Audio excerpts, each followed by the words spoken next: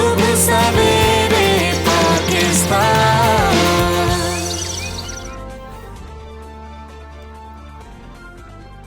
Welcome back to صبح سویرے پاکستان. ہم بات کریں گے خیبر پختونخوا حکومت کی، جس نے مہنگائی سے پریشان عوام کی بڑی مشکل حل کر دی ہے. احسان راشن پروگرام جو ہے اس کے تحت 30 لاکھ خاندانوں کو 6 ماہ کے لیے آٹے، دالوں اور کوکنگ آئل پر 30% رعایت دینے کا اعلان بھی کر دیا ہے. بالکل ایسے ہی ہے جی، اور اس منصوبے پر 20 ارب روپے خرچ کیے جائیں گے، جس میں سے صوبائی حکومت 13 ارب جبکہ مرکز 7 ارب روپے فراہم کر رہا ہوگا. وزیر اطلاعات خیبر پختونخوا نے گزشتہ روز پریس کانفرنس میں بتایا کہ اس مقصد کے لیے ہم نے کریانہ سٹورز پر توجہ مرکوز رکھی ہے، جن کی تربیت بھی جاری ہے. اچھا، 3 اشیاء جو ہیں یعنی کہ آٹا، دال اور کوکنگ آئل، اس پر 30% رعایت ملے گی، اور یہ پیکج جو ہے وہ 6 ماہ کے لیے، جس میں 6 ماہ کی توسیع بھی کی جا سکتی ہے. اور کامران بگش کو یہ بھی کہنا تھا کہ مہنگائی صرف ہمارا نہیں بلکہ بین الاقوامی مسئلہ ہے، اور گزشتہ سال صوبے میں 11 ارب روپے کی سبسڈی بھی دی. اچھا، انہوں نے دعویٰ کیا ہے کہ جی کرونا کے بعد پاکستان کی معیشت دیگر ممالک سے بہتر ہے. خیر، یہ جو اقدامات اٹھائے جا رہے ہیں خیبر پختونخوا حکومت کی جانب سے، بات کریں گے صوبائی وزیر شوکت یوسف زئی صاحب ہمارے ساتھ. شوکت یوسف زئی صاحب السلام علیکم، گڈ مارننگ. سر یہ بتا دیجئے گا،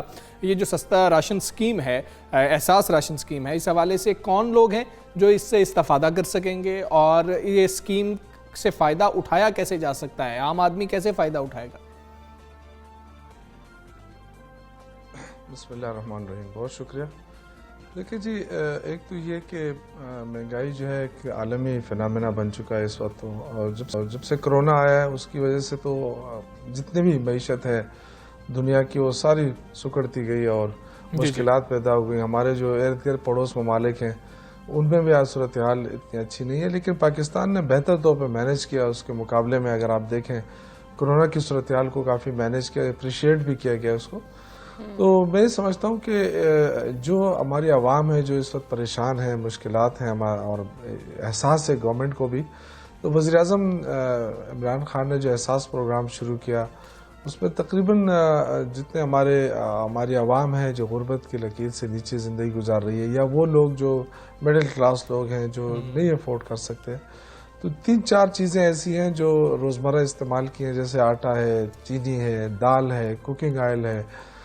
ان کو فیصلہ کیا گیا ہے کہ ان کی ریٹس کم کر دیے جائیں، ان پر سبسڈی دی جائے، لیویز کم کر دی گئی ہے، بلکہ ختم کر دی ہے پاکستان نے. تو یہ چیزیں ایسی ہیں جو عوام کے دسترس سے باہر ہوتی جا رہی تھی، ان کو کنٹرول کیا جا رہا ہے، اور 30% ان کو رعایت دی جا رہی ہے. تو اب اس میں جتنے بھی ہمارے کریانہ سٹورز ہیں، وہ جتنے بھی ہیں ان کو باقاعدہ انفارم بھی کیا جا رہا ہے، ان کو باقاعدہ مانیٹر بھی کیا جائے گا، اور ایک باقاعدہ رجسٹریشن ہوگی کہ جو لوگ کیا، جیسے چینی ہے تو تقریباً اس وقت خیبر پختونخوا میں 10,000 ٹن چینی ہمارے آ گئی ہے. 2 دن پہلے تقریباً کوئی 140 روپے پر کے جی تک پہنچ گئی تھی. اللہ کے فضل سے اس کو ہم 90 روپے پر کے جی پر لے کر آ گئے ہیں. تو 30, 40, 50 روپے پر کے جی میں رعایت مل گئی ہے. تو یہ چیزیں ہیں کہ بدقسمتی ہمارے اس ملک کی کہ ذخیرہ اندوزی ایک ایسا فارمولہ ہے لوگوں کے پاس کہ جیسے پتہ چلتا ہے کہ جی فلاں چیز جو ہے وہ مہنگی ہوتی جا رہی ہے تو فوراً ذخیرہ اندوزی شروع ہو جاتی ہے. یہ بتائیے گا، ایک عام آدمی ہے وہ کریانہ سٹور پر گیا، اس کو کس طرح سے رعایت ملے گی کہ اس کو پتا ہو کہ جی کہ مجھے رعایت ملے گی، میں کیا کارڈ دکھاؤں گا، کیا چیز ہوگی، اور کون سے لوگ ہوں گے جو اسی کریانہ سٹور پر جا رہے ہوں گے اور انہیں رعایت نہیں ملے گی؟ دیکھیں، میرے خیال سے اس کو کنٹرول کرنا تو کافی مشکل ہو جاتا ہے کہ آپ کس کے لیے کیا کر رہے ہیں، لیکن یہ کہ میرا تو یہ خیال ہے کہ اس کو اوپن کرنا پڑے گا ہمیں. اچھا. اور اس پہ بھی ہم سوچ رہے ہیں کہ اب آپ کریانہ سٹور پہ بہت مشکل ہو جاتا ہے کہ آپ آئیڈینٹیفائی کریں کہ آپ کو دینا ہے آپ کو نہیں دینا ہے، لیکن چونکہ ایک احساس پروگرام کے تحت ایک سروے ہو چکا ہے، اور اس سروے میں آلریڈی آپ کو پتا ہے کہ اس کا ایک سب کچھ سامنے آ چکا ہے. تو پرائرٹی تو ان لوگوں کی ہے، لیکن ظاہر ہے بہت سارے ایسے لوگ ہیں جو سفید پوش ہیں، اور کافی مشکل ہوتا ہے کہ صرف آپ یہ دیکھیں کہ ان کے پاس یہ گاڑی ہوگی، گھر ہوگا، لیکن اس کے پاس آمدن کا کوئی ذریعہ نہیں ہوگا. تو اس پہ بھی ہم سوچ رہے ہیں کہ ان کو بھی فائدہ دیا جائے. لیکن فی الحال جو ہے ہم یہ کوشش کر رہے ہیں کہ جو احساس پروگرام کے تحت جن لوگوں کی نشاندہی ہوئی ان کو پرائرٹی دی جائے. ٹھیک ہے. شوکت یوسف صاحب یہ بھی بتائیے گا، کیونکہ اس طرح کی جب اسکیم لانچ کرے تھے تو اس میں شفافیت کا جو ایلیمنٹ ہوتا ہے وہ بھی بہت زیادہ ہوتا ہے، لازمی ہوتا ہے، تو اس کو بھی انشور کرنا ہوتا ہے، تو اس کو انشور کیسے کریں گے اور اس کے لیے کیا مزید اقدامات کیے جائیں گے؟ جیسے میں نے آپ سے کہا نا، جیسے ہم نے چینی کل سے مارکیٹ میں دی ہے اور 10,000 ٹن دی ہے، تو جن جن ڈیلرز کو دی ہے ان ڈیلرز سے ہم یہ کہہ رہے ہیں کہ جب آپ فروخت کرتے ہیں تو رجسٹر میں آپ درج کریں گے کہ آپ نے کس کو دی ہے. تو یہ تقریباً تمام ڈیلرز کو یہ ہدایت کر دی گئی ہے، تو اس کا باقاعدہ ریکارڈ مینٹین ہوگا. اور کیونکہ 6 ماہ کا وہ ہے، اس پہ ہم پوری فوکس کر رہے ہیں. انشاءاللہ 6 ماہ کے بعد ویسے بھی چیزیں بہتر ہو جائیں گی عالمی دنیا میں بھی، اور مہنگائی کی شرح ویسے بھی کم ہوگی انشاءاللہ تعالی. ہم کوشش کر رہے ہیں. تو میرے خیال سے یہ جو 6 ماہ ہے اس کو ہم پورے فوکس کریں گے تاکہ لوگوں کے ساتھ زیادتی نہ ہو، تاکہ کوئی خرد برد نہ ہو، اس میں کوئی شفافیت اس میں بڑی نمایاں ہو، اور لوگوں کو پتہ بھی چلے کہ جو غریب لوگ ہیں ان کو رعایت مل رہی ہے، ان کو سہولت مل رہی ہے. ٹھیک ہے. شوکت یوسف صاحب آپ درست کہہ رہے ہیں، یہ ماڈل بہت بہتر ہے، اس کو سراہا بھی بہت زیادہ جا رہا ہے، لیکن جو کوسچنز اٹھ رہے ہیں اس کی پریکٹیکلٹی کے اوپر ہی اٹھ رہے ہیں. جیسے آپ نے کہا کہ یہ کیسے چیک رکھا جا سکتا ہے کریانہ سٹور کے اوپر، پاسبل نہیں ہے کہ کس کو ریلیف دینا ہے کس کو ریلیف نہیں دینا، تو شاید اس کو اوپن کر دیا جائے گا. اسی طرح سے آپ کی پرائس کنٹرول کمیٹیز اگر کام نہیں کر رہی ہوں گی، ٹیمز نہیں جا رہی ہوں گی، تو کیسے پتہ لگے گا کہ یہ ریٹ ٹھیک ہے یا نہیں ہے؟ عام طور پر ہم ڈی سی ریٹ کے معاملے پر بھی یہ دیکھتے ہیں، آپ نے ڈی سی ریٹ پر کوئی چیز لینی ہے تو وہ ایسے کہا جاتا ہے کہ جی کہ وہ والا ریک لگا ہوا ہے ادھر سے لے لیں، اور وہاں سے لے کر آپ اس چیز کو کنزیوم نہیں کر سکتے ہیں. یہ چیزیں انشور کروانا بہت ضروری ہے. پریکٹیکلٹی پہ کوسچنز ہیں اس کے اوپر، اس کو کیسے انشور کریں گے؟ یہ آپ کی بات درست ہے، اور یہ بالکل یہ ہماری بدقسمتی ہے کہ کوئی شخص جو ہے وہ خود آ کر یہ نہیں کہتا کہ جی مجھے اس کی ضرورت نہیں ہے، مجھے یہ ریلیف نہیں چاہیے. یہ بالکل آپ کی بات درست ہے، اور جو حقدار ہوتے ہیں ان کو آگے کیا جائے کہ جی آپ کا حق ہے، آپ لے لیں گے.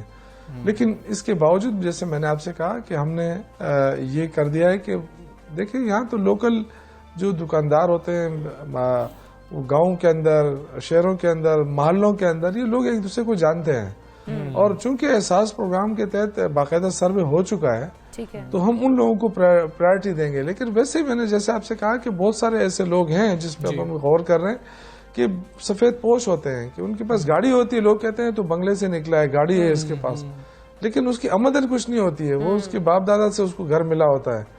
تو یہ چیزیں بھی ہم دیکھ رہے ہیں. میں ویسے آپ سے کہہ رہا ہوں یہ تو ابھی جو ہم نے کیا ہے وہ تو احساس پروگرام کے تحت کیا ہے، لیکن ہم یہ بھی سوچ رہے ہیں کہ ان لوگوں کو بھی فیسیلیٹیٹ کیا جائے. بالکل ٹھیک ہے. شوکت یوسف زئی صاحب بہت شکریہ آپ کا. صبح سویرے پاکستان آپ بات کر رہے تھے، اور ریلیف پیکیجز عوام کے لیے اچھے ہی ہوتے ہیں کہ اگر ان کو ریلیف مل بھی رہا ہو، لیکن کچھ اس طرح سے کلیئرٹی نظر نہیں آ رہی ہے اقرا کہ یہ کس طریقے سے عام آدمی تک پہنچے گا. جس کا حق ہے اس تک پہنچے گا کیسے؟ کیونکہ حقدار کو اس حق نہ اگر ملے تو پھر فائدہ نہیں ہوتا اس طرح کی سکیمز کا. تو حقدار کو عام طور پر ہم دیکھیں نا کہ ہم مطلب کہ ہم حکومتوں کو تو بہت زیادہ ذمہ دار ٹھہرا رہے ہوتے ہیں، تنقید بہت زیادہ ہو رہی ہوتی ہے. وہ بات اپنی جگہ درست ہے، حکومت پر تنقید ہونی چاہیے لیکن صحیح جگہ پر. لیکن ہم بھی تو دیکھیں جب یوٹیلیٹی سٹورز والے معاملات ہوتے ہیں ہم دیکھتے نہیں ہیں کہ وہاں سے جا کے ہم خرید لاتے ہیں اور آ کے مارکیٹ کے اندر چینی بھی بیچ دیتے ہیں، ہم آٹا بھی بیچ دیتے ہیں، جو سبسیڈائز چیزیں ہوتی ہیں وہ ہم آ کے مارکیٹ میں بیچ رہے ہوتے ہیں. تو اس طرح کے مسائل بھی ہوتے ہیں کہ آپ اگر افورڈ کر سکتے ہیں تو آپ اس سے استفادہ نہ کریں. آپ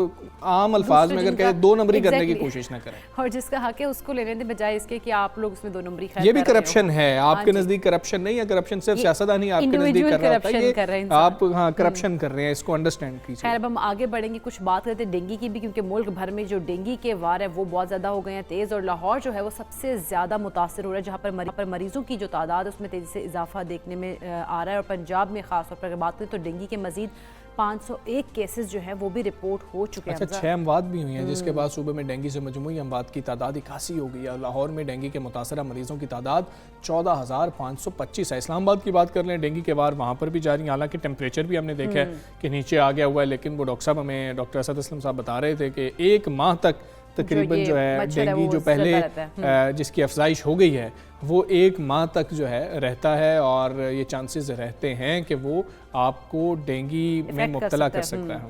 بالکل ایسی ہے. اس کے ساتھ اگر ہم دیکھیں تو 19 مریض حمزہ سامنے آئے ہیں. مزید بھی ہم اسلام آباد کی بات کریں اور ڈینگی کے مجموعی کیسز کی تعداد جو وہ 4,190 ہو گئی، اور ڈینگی سے مزید 2 افراد جو ہیں وہ جان کی بازی ہار گئے ہیں. یہ ساری صورتحال ہے, ہم اس پہ بات بھی کریں گے. ہمارے ساتھ موجود ہیں پارلیمانی سیکرٹری برائے صحت ڈاکٹر نوشین حامد صاحبہ. السلام علیکم, گڈ مارننگ ڈاکٹر صاحبہ.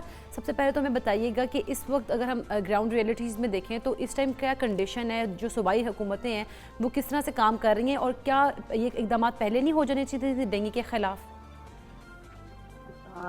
جی بالکل, دیکھیں اس وقت میں سمجھتی ہوں کہ ڈینگی کی سچویشن واقعی اس سال جو ہے وہ ہمیں بہت زیادہ اس میں کیسز نظر آئے ہیں. یہ ایک تو ڈینگی کا ایک سائیکل بھی ہوتا ہے کہ ہر تیسرے سال جو ہے یہ ویو آتی ہے. تو اب اس وقت حال جو موجودہ ہے وہ یہ ہے کہ ظاہر ہے بہت زیادہ کیسز آئے تھے, مگر اب جو ہے وہ گریجولی جو ہے اب ڈاؤن ورڈ ٹرینڈ شروع ہو گیا الحمدللہ. اور اب ہم دیکھ رہے ہیں ہر آنے والے دن کے ساتھ جو کیسز کی پرسنٹیج ہے اس میں ایک کمی آتی نظر آ رہی ہے. تو مگر اس وقت بھی اب سمجھتی ہوں کہ عوام کو احتیاطی تدابیر جو ہیں وہ اختیار کرنی ہے. دیکھیں حکومت تو جو ہے اس وقت لوکل انتظامیہ ہے, متحرک ہے, فیومیگیشن بھی ہو رہی ہے, جگہ جگہ پہ ہر جگہ پہ سپریز بھی ہو رہے ہیں, مگر لوگوں کو اپنے گھروں کے اندر بھی جو ہے وہ احتیاطی تدابیر جو ہے وہ جاری رکھنی ہوں گی. تو انشاءاللہ تعالیٰ جس طرح سے یہ اب ڈاؤن ورڈ ٹرینڈ شروع, امید ہے کہ سچویشن جلد ہی اب قابو میں آ جائے گی. ٹھیک ہے ڈاکٹر صاحب, معاملہ یہ ہے کہ تنقید یہ ہو رہی ہے کہ جس طرح سے ہم لوگ یک زبان ہو گئے, ہم لوگ ایک ساتھ مل کر کام کر رہے تھے, چاہے صوبائی حکومتیں ہوں, وفاقی حکومت ہو, میڈیا ہو, انتظامیہ ہو, خواہ کوئی بھی ہو, کرونا کے لیے ایک ایمرجنسی کی سی کیفیت ابھی بھی موجود ہے. ابھی بھی ہم کوشش کرتے ہیں کہ لوگوں کو ایجوکیٹ کریں. ڈینگی کے حوالے سے کرونا کی وجہ سے ہم نے کام نہیں کیا, سپریز نہیں ہوئے. اگر ہم صوبوں کے اندر حالات کو دیکھیں, ہم خود شہری ہیں, ہمیں بھی پتہ ہے کہ سپرے نہیں ہوا ہے. یہ کوتاہیاں ہوئی ہیں اور پھر اس کا ملبہ کرونا کے لیے جی اقدامات کر رہے تھے اس لیے ہم نہیں کر سکے بات کی جا رہی ہے. آپ اس موقف کو کتنا درست سمجھتی ہیں؟ یہ نااہلی نہیں ہے؟ دیکھیں جی, یہ کووڈ کا اپنا ایک طریقہ کار تھا بچاؤ کا, اور یہ جو ہوتا ہے یہ لوکل انتظامیہ کی ذمہ داری ہوتی ہے کہ انہوں نے جنوری فیبروری سے جو ہے وہ لاروا آئیڈینٹیفیکیشن شروع کر کے اس کے بعد جہاں پر بھی وہ لاروا ملتا ہے اس کو تلف کرنا ہوتا ہے اور ان ایریاز میں جو ہے وہ سپریز کرانے ہوتے ہیں. بالکل سال کے شروع میں سمجھتی ہوں کہ اتنی تیزی سے کام نہیں ہوا ڈینگی کے اوپر, کیونکہ وہ ٹائم پیریڈ ہوتا ہے جس وقت ہم نے پریونٹیو میجرز لینے ہوتے ہیں, اور اگر اس وقت جو ہے وہ تلف ہو جائے تو سچویشن جو ہے وہ اتنی زیادہ نہیں بگڑتی. اس پہ کام ہوا بھی ہے, لوکل انتظامیہ متحرک بھی رہی ہے. یہاں پر میں اسلام آباد پنڈی کی آپ کو بات بتا رہی ہوں کہ وہ لاروا آئیڈینٹیفیکیشن بھی ہوتی رہی ہے اور فیومیگیشنز بھی ہوتی رہی ہیں, پر obviously کہ اگر وہ اس میں کہیں کوئی کمی رہ گئی تھی جس کی وجہ سے جو ہے یہ ہم نے ایک سڈن جو برسٹ تھا وہ دیکھا ڈینگی.